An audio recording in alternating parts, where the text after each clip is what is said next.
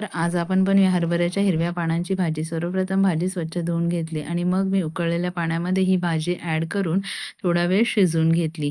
मग मी या भाजीची अशा प्रकारे मिक्सरमध्ये प्युरी तयार करून घेतली. चला आता आपण भाजी बनवायला सुरुवात करूया. कढईमध्ये तेल टाकले. त्यामध्ये जिरं, आलं, लसूण, मिरची हे सर्व साहित्य व्यवस्थित एकत्र करून घेतले. मग मी त्यामध्ये लाल तिखट आणि हळद टाकले.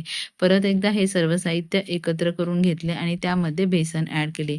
बेसन थोडा वेळ मी भाजू दिले आणि मग मी त्या बेसनामध्ये थोडं पाणी ॲड करून ते व्यवस्थित एकत्र करून घेतले आणि मग मी त्यामध्ये आपण बनवलेली हरभऱ्याच्या हिरव्या पानांची प्युरी ॲड केली आणि योग्य प्रमाणामध्ये पाणीसुद्धा टाकले. मग मी त्यामध्ये उकळून घेतलेले शेंगदाणे ॲड केले आणि योग्य प्रमाणात मीठ टाकले. थोडा वेळ ही भाजी मी शिजू दिली. पहा माझी हरभऱ्याची भाजी किती छान झाली आहे. चला तर या तुम्ही पण खायला. Please subscribe. Bye bye.